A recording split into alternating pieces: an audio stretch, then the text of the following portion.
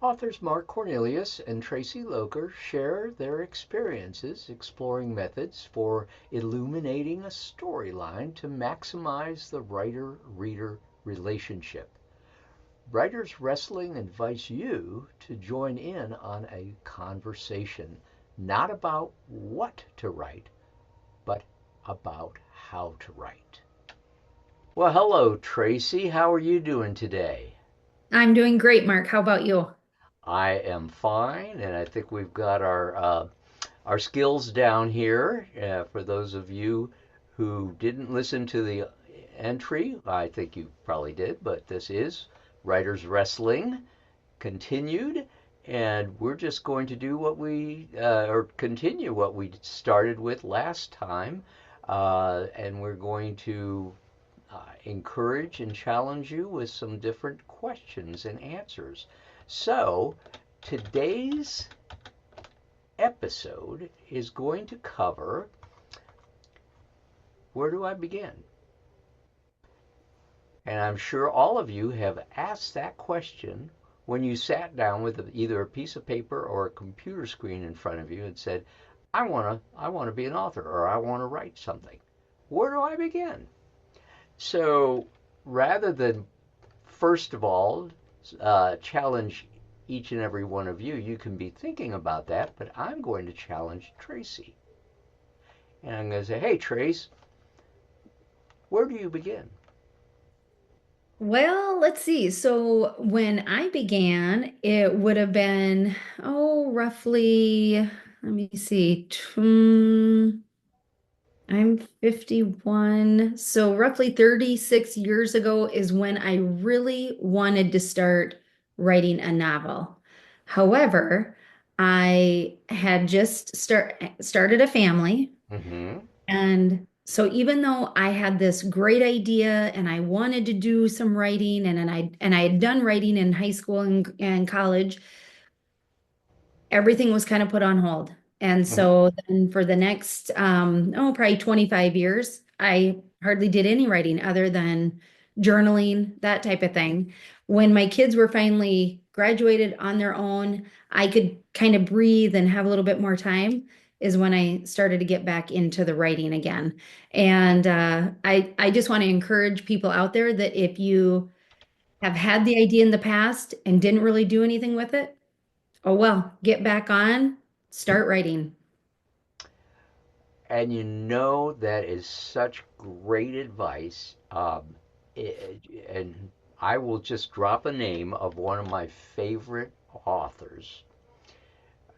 He may be familiar to some, he may be absolutely obscure to others, but James Michener, who has written, well, he is now passed since, but just huge and amazing books. But he didn't get started until his late 50s. Wow. And and you look at the just the content and the excellence of his work.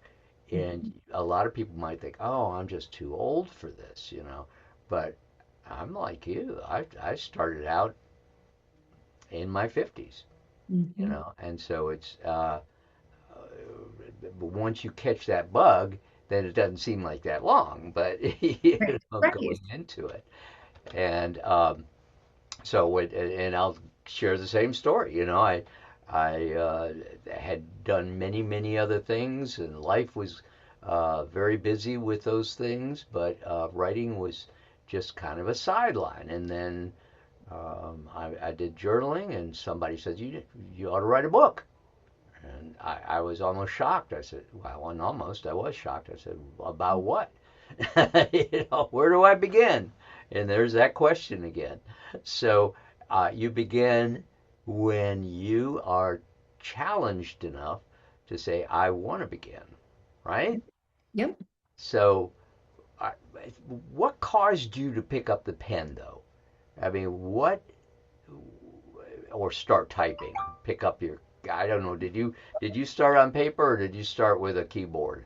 I started on paper.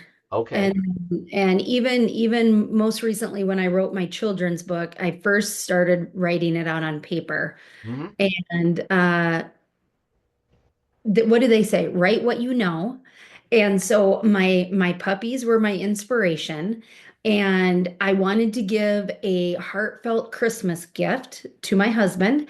And I thought, well, do I have a talent? I guess I can kind of write, and I kind of got an idea. Like, he loves the dog as much as I do, type thing. So it started out as that, and it was amazing because then your brain starts looking for the different themes, different ideas that you want to go into your children's book. And I honestly think, Mark, too, that when I was writing my children's book, I kind of thought in the back of my mind, okay, if I can do a children's book, then I can definitely do a novel. Yes. And so then it was kind of my springboard to say, okay, if you can follow through and do this and be brave enough to let people read it and to get it out there, okay, then you can do the novel. So then simultaneously is I was, a volunteer for CASA. Again, write what you know. And so then my novel, as you know, is based off of some of the work that I've done through CASA. So, okay, your turn. My turn. Okay. Well, I'm gonna flip on this one because uh, when I started seriously thinking of creating a book, again, write what you know. So of all people, I went to my teenage son at the time and I said, I don't know what to write about. And it was a lie. I knew exactly what to write about it, but he said, Dad, what's been on your mind lately? And I, well, what a question to ask, because that put me in a Mhm. corner. Because of course I had something on my mind, and I just needed to verbalize it. So I said, well, everyone says being in a rut is a bad thing, but I think backwards about that. What if being in a rut is a good thing? Mhm. And what if it can be an adventure and a challenge? Two things happen there. First of all, with with just asking that question, what if being in a rut is a good thing? I came up with a theme for all my books. What if? Mhm. And secondly, let's think, and this is how I love to write, is just countercultural. You know, a rut is a good thing. I'll show you. And I'll prove it to myself too. And it got picked up by a publisher, and hey, hallelujah. I didn't make much money on it, but I made, significant, got a significant attention where I started writing other books. And it Awesome. wasn't until 3 or 4 books later that I said, if I can write these things, then I can certainly write a children's book. Yeah. So, Yeah. and ironically, I already had one kind of formed out from a trip we had taken to the Black Hills in South Dakota about a buffalo that we shared as a family thing. And I said, well, shoot, why don't I just try this out for size? And that's when things really started to catapult. Because the idea of Thunder Buffalo goes home and Thunder Buffalo goes to school just resonated. And so, I found out I could write not only fiction and nonfiction, but I could do children's books, and it was a self-discovery. Um, anyway, your story and my story, Traci, are the same but a little different. And I Mhm. would challenge everybody that your story is going to be a little bit different, but the same as Tracy's and mine. Mhm. And that's Mhm. because Tracy had it right. Write what you know. or Mhm. or write what interests you. Maybe you don't know. Yeah. And that's what I found with myself. I didn't know, but I wanted to. So Yeah. write about something you want to know about. And Yeah, because don't you agree, Mark, that even because with my novel, it required research, the South Dakota yes. magazine, just certain things. I love looking at the map of South Dakota and the different counties and the borders between Nebraska and all of that. So I mean, Oh there are yeah. just so many different things, right? That it's just I often say if you if you don't really like reading, then dig deeper because there's got to be something out there that you want to read about or learn about, and reading then will lead to writing. And just I guess you feel the same way I do. It gives us breath. Like now that I've started to write, I can't imagine not writing. And you and I both want to inspire that in other people. So, And I hope you all hear this out there, and obviously reach back out to us if you have questions about it. But the important part is you start, you try, yep. and even if you don't know something, if you want to know about it, write about it. Yeah. Um, so Tracy, how did you know that your story was worthwhile and valuable? Well, okay, the children's book, I really wasn't sure. Mm. I knew it was worthwhile to me because I wanted to give it as a gift. So there was that. And I originally wasn't going to publish it.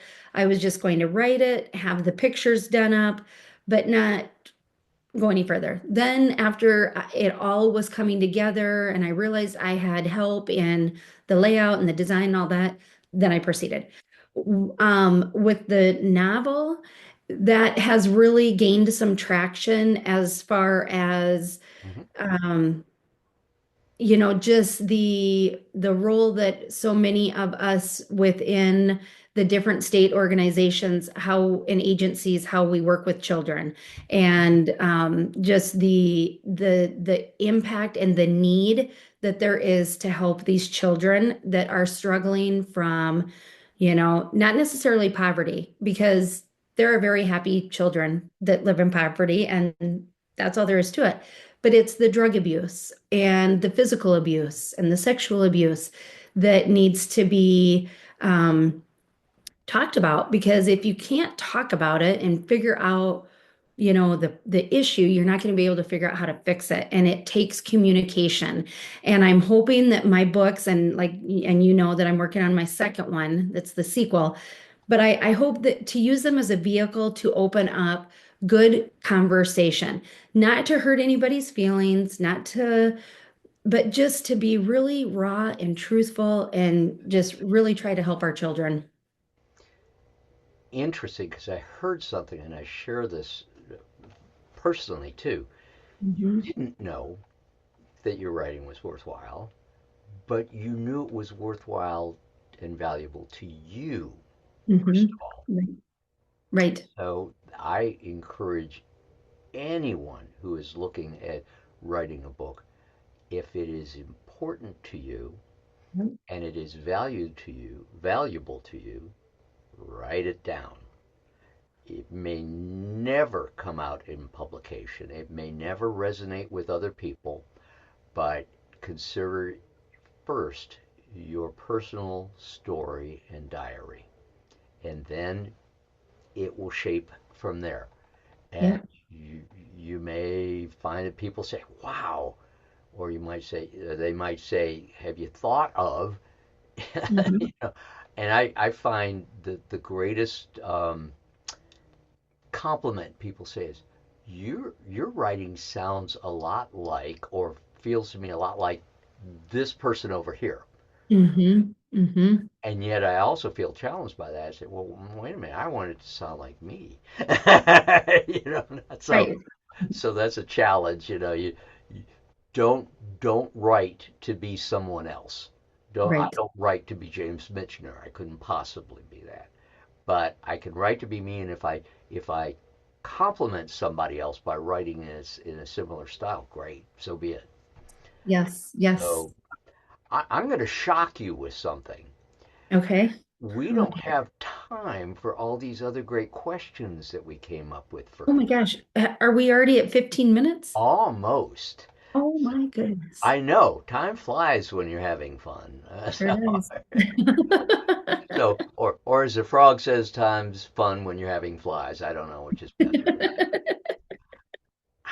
Anyway, there's some writing knowledge for you there, or wisdom. Um, I'm going to say we'll conclude this in our next episode, and maybe that's a good carrot to dangle out there for people. but we'd love to hear from you as well. And please feel free to use the contact information that you'll see at the end of this episode. And in the meantime, Traci, right on. Yeah, same, same. Okay. We'll talk to you later. Thank you all for joining us. All right, bye. Thanks for joining Writers Wrestling. Feel free to communicate with us with questions, reactions, and suggestions. You can also visit our websites for more information.